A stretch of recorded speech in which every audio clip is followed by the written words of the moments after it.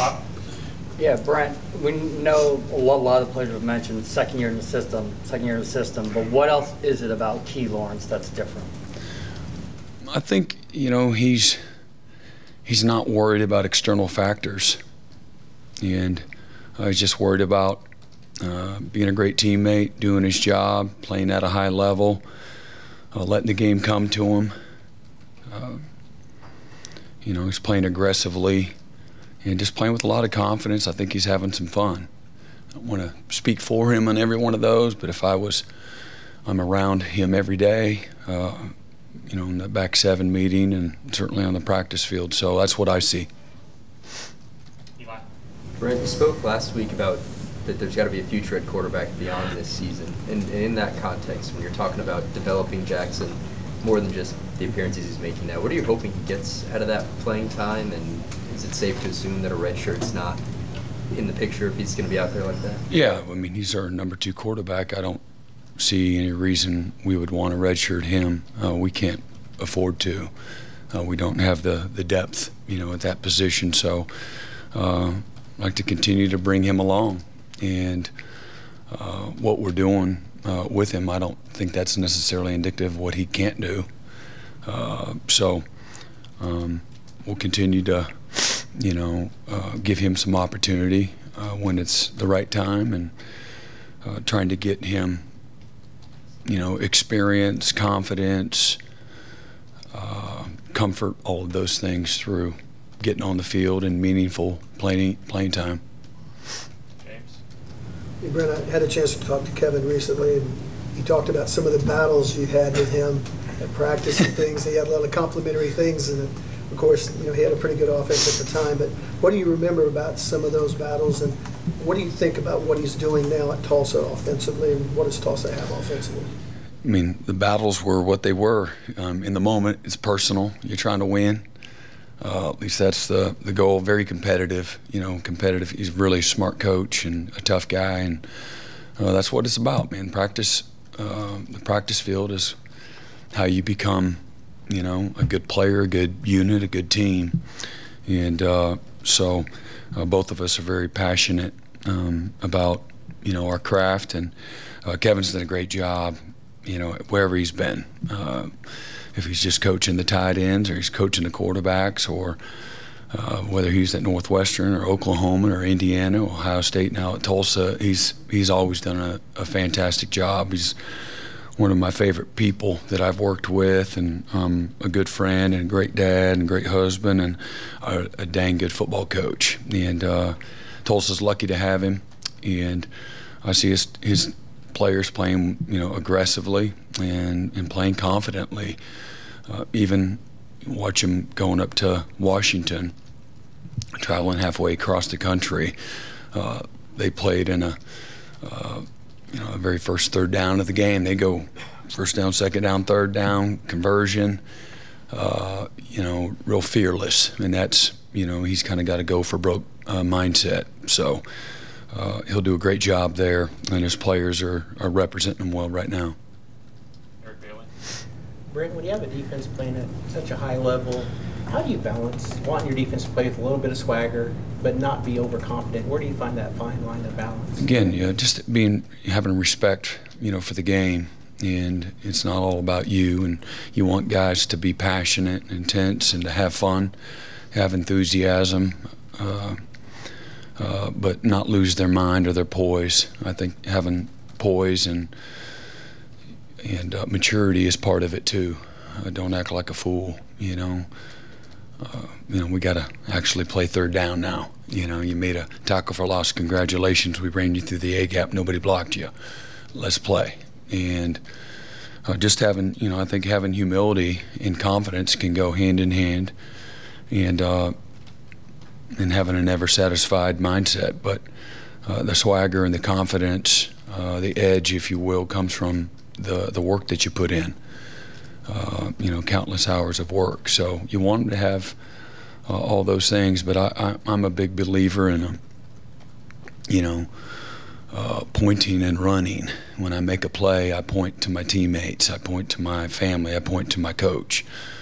When my teammate makes a play, a great play, and I'm running to celebrate his success. I'm more about that than, again, sometimes, I'm assuming that, and again, I don't mind a guy celebrating, so I don't want to sound like, coach don't want to have any fun. This is the no fun zone. It actually, and not that we are, but dominating somebody is fun. And, so again, I just think keeping your emotions in check and having, poise is important. Yep. Jenny? Hey, Brent, these games against Tulsa, you guys have set up some series as programs between the two. What value do you see in playing another in-state team playing Tulsa? And then some of these games are up there. Is there a different value that you ascribe to going up to Tulsa to play them? I don't know if it's a different value. It's certainly a great opportunity for us to play. We're going to play on the road. At least we're playing in state, so we have a lot of people that love the Sooners have an opportunity to watch us play. I like the familiarity that the players will have with one another. Again, half their team is from the state of Oklahoma or the Dallas Metroplex, and I think it's great for them in their program. We want to see everybody in state, have some level of success. So it gives us both an opportunity to people to, pitch their flag, if you will, and show their loyalty. So it's good for the pageantry of college football, playing each other in state, and as they build their program and we're building ours, I think we all win, through it all. Yeah, Brent. Texas beat Alabama and looked good doing it. To whatever degree Texas is rising and Alabama is falling, how does that affect you going forward in terms of what you got to do in the future? Well, I'm only kind of smirking because Alabama falling, I'm not sure. Texas, apparently I did not see the game. Apparently they played fantastic. You don't just go into Bryant-Denny Stadium and win and not play pretty dang good. So, credit to them for that. I don't necessarily think that's indicative of Nebraska or Texas falling. Or Alabama falling. I don't even know what to say. That doesn't sound right. So I don't know how to say it. My brain doesn't think like that, apparently. But, I just say, hey, man, this is the league that, we signed up for. And this is college football. But those are, two really, good programs, and Alabama's been the gold standard for a long time. That doesn't mean they're not vulnerable to a great game, and they came up on the short side of it. That's the game too.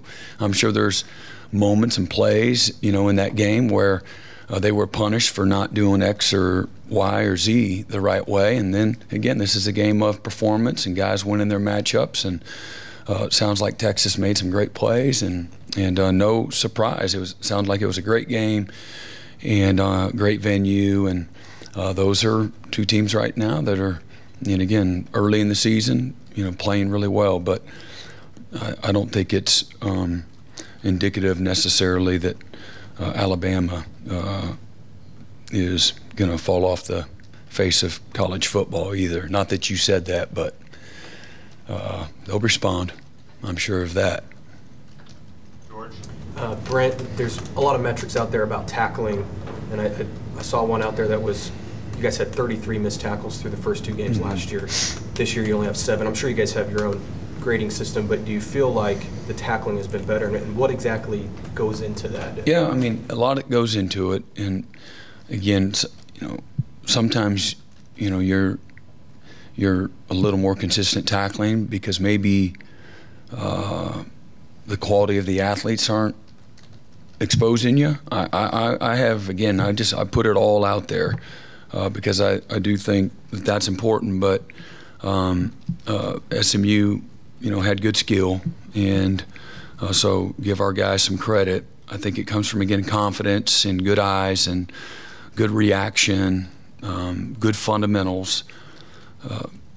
Guys that are more knowledgeable are going to take better angles, and they're going to play more aggressively and not be on their heels. So sometimes the byproduct of that is good, clean tackling, techniques. And so again, another year in the system and another year in all your drill work and your fundamentals. And we're no different than anyone else. We work on tackling, practically year round. And some guys are more natural tackling. That's a real thing. And the guy just has a way of getting them down.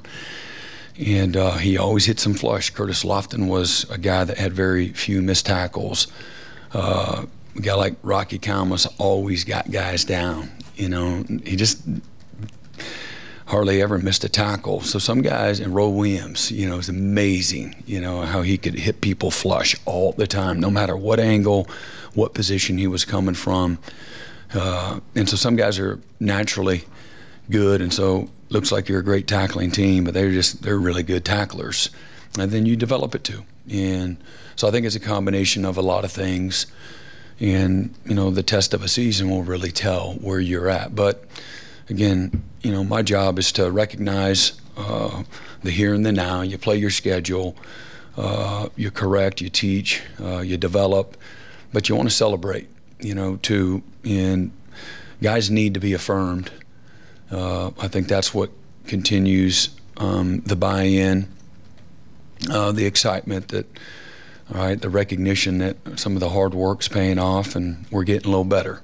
And we got, again, a long ways to go. I really mean that.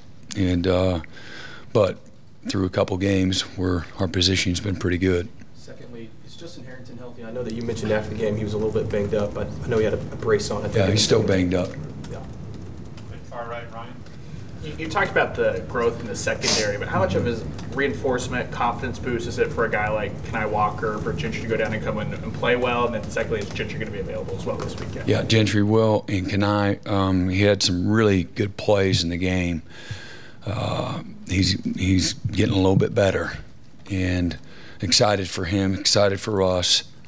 I made a first third down play, and his fundamentals were pretty good through most of the play, and we're a little bit late on the break, but the receiver was coming back and was a little bit short of the sticks, and the quarterback threw it and hit him right in the hands, and Kenai played really strong through the hands and did a great job on that. So we got off the field, and then later in the game there was an over route. It was a deceptive play with the guys acting like he's blocking and then takes off running. They had a deep over, and the quarterback put it right on the money, and Kenai aggressively, physically stripped the ball out. Great play. Positioning was fantastic, never panicked, didn't interfere with the receiver, and made a play on the ball. Those are really big plays when you talk about the development of that position and how that should continue to carry on. Not that he's expected to be perfect, but I do believe that the experience and the confidence is a real thing, and expect him to really come along, and those are some really good plays. So proud of him for that. Okay, right side, second row, Justin. Hey, Brent, Jeff mentioned yesterday that Gavin's somebody who he wants to get more involved. Just what are you looking for out of Gavin as he does get adjusted, and just what can you bring to the table for you guys? Well, again, talked a lot about Gavin in fall camp, and he's really explosive. He's wide open all the time. He's had sure hands. He dropped one over the middle. We got to have that play last weekend. But he's a guy that you can count on, man. He's very invested, and he cares a great deal. And he runs with great strength, can run through trash for a smaller guy, and again, he has a nice catch radius as well. So between the special teams and getting him involved at receiver, I would expect it to continue to enhance his role. Okay, Mason Young. Brent, do you expect to have Dason McCullough back this week? Hopeful. Can I also ask you about Troy Everett? What did you think of the way he came in and did a nice job? Yeah, he can play three positions, and to say he can play all three equally, I think that's not really fair. He's capable of playing all three really, really well, but it's hard to practice him at all three positions. in practice. You only have so much in the tank, and without, tearing a guy down and taking all the reps. So, but he could go in there and be a starter, and at any time. He's done a great job since he's been here. James Jackson. Hey, Coach, dealing with a quarterback like Preston Stone last week, how does that prepare this defense for the rest of the season? Dealing with somebody that can play, make, and do things that he and again, Preston's a very good player. Preston, as we saw, he has tremendous accuracy, can throw on the run. Really never panicked, and he's got good instincts in the pocket. He evaded, a couple of sacks a few different times, and then he's smart. He makes good decisions, knows when to throw it away when it's not there, and not take, negative plays. So that was a challenge, for our guys. And I thought, again, for that test, they responded well, and that, again,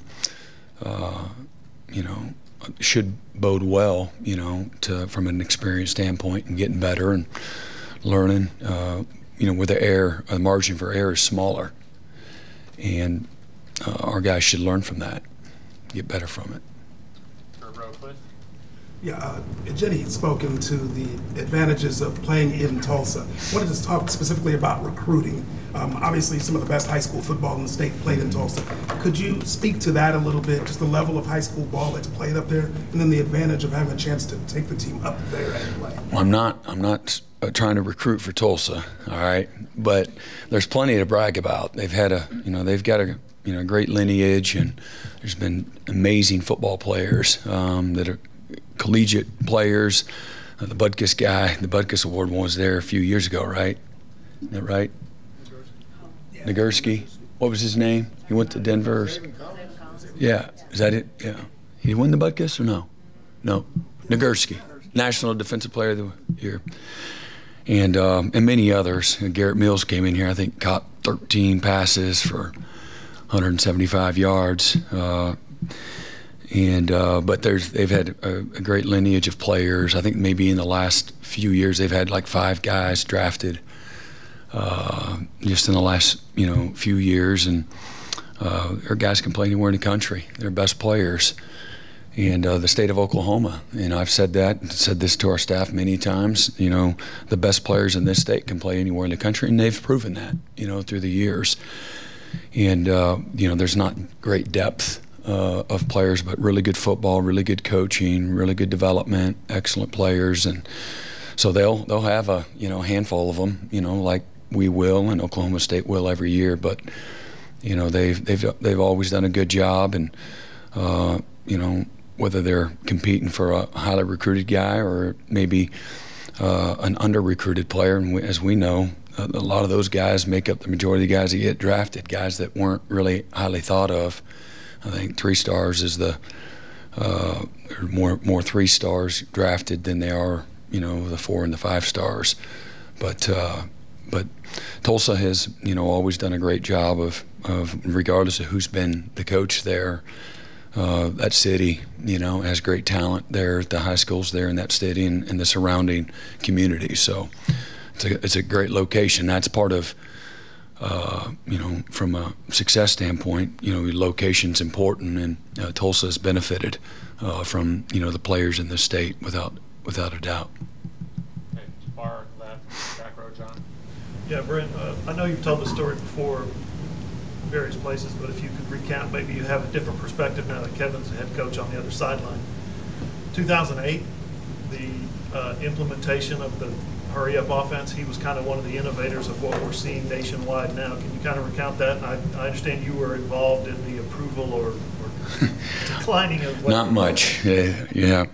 I just happened to be in the general area code. Kevin had a background at Northwestern with Randy Walker, and all the success, if we remember, that was always a feel-good story. The David versus Goliath. It seemed like every time Northwestern was playing, they were taking somebody to the wire or beating, one of the blue bloods of college football. So he has a great lineage and a great experience. Somebody that was never afraid to try something new. And but he and Coach Stoops and the other offensive coaches, decided, hey, look, some of these people are doing a few of these fastball plays. You had a package of 2 or 3 fastball plays. You'd put 3 people into the boundary, and you'd run a toss sweep, and then maybe you'd run a fake toss and a double post wheel, and maybe you throw a fade route or a slant or something to the field, and a fastball package. So you got a fastball defense. Well, they took it to another level, and it wasn't a bunch of quick, short throws. I remember specifically Coach Stoops says you need to go fast and run 4 verticals, because that really wasn't a popular thing to do. And and again, then I think they used the personnel and created all kinds of different formations out of the same personnel grouping, and really put defenses, on their heels, and couldn't do your sub packages and things of that nature. So at the time, it was a really big time challenge, and then you add to it the quality of the players that were involved, the accuracy of Sam Bradford and the weapons that he had on offense and their skill, whether it was Jermaine, DeMarco, all these. He had playmakers everywhere, and but there was also great detail and precision and a lot of thought that was put into how we do what we do. And I was just glad they were on our team, and but it was a lot of fun to watch. That maturation and in some ways evolution. Again, there's been tempo and no huddle for a very long time, well before then. But in the college football game, with what we were doing, and the personnel that we were doing it with, and the variety of the things, it wasn't just the run and shoot. It was they get in high backs with the same personnel, and then they can get an empty and just blister you with whatever they were doing. Quick follow-up. The coaches on that team, the coordinators on those early Oklahoma teams, a lot of them went on to be head coaches. Kevin was obviously one of them. But just the quality of guys that Bob hired going on to become head coaches. Yeah. What's your perspective on that? Well, Coach Stoops always had a way of attracting good players. Would always get the best out of people, and then also good coaches. He's a winner. I remember Coach Snyder asking me. It was a very for me. I've said it before, and it's really, this isn't about that, but I really struggled with, do I leave home in Kansas State or I'd go to Oklahoma? So with all the emotional attachments and the feeling indebted to Coach Snyder, my opportunity there and what have you, the flip side was, well, that's Coach Stoops, and I love playing for him as a player, and love working and learning from him as a defensive mentor. And so when Coach Snyder says, well, once I told him I'm going to go to Oklahoma, he said, well, how do you know they're going to win? Because Oklahoma had gone several years without winning. And I was like, well, that's Bob Stoops, and he's a winner. And so I say that he attracts great coaches, but he also has the instincts for it too. And but several of the coaches, systematically have been able to, I don't know if parlay is the right word or not, but through their experiences here and the success that we had, obviously opportunities will arise, through that process. Time for a couple more. Way back, TJ. Yeah, Coach, kind of in that same vein, talking with Coach Wilson, he weaves OU stories in and out of his press conferences when talking about his team at Tulsa. Curious, you've hit on it a little bit today, but maybe any other stories from your time with Coach Wilson that stand out to you? Is this PG-13? No, I don't. We had a lot of good times.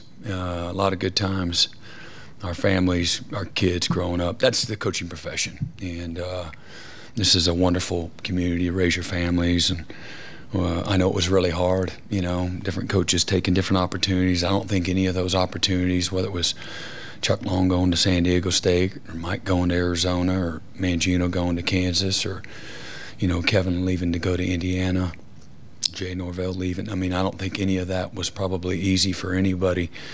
But just a lot of great memories on and off the field. It was genuine. The coaches that were a part of Bob Stoops' staff, because of his leadership, he nurtured family and relationships, and it's all of us together. You know, Coach Stoops is one of the most humble human beings, you know, on this planet. That's the facts. And, you know, the byproduct of that is just a wonderful, connected environment that everybody in their families benefited from.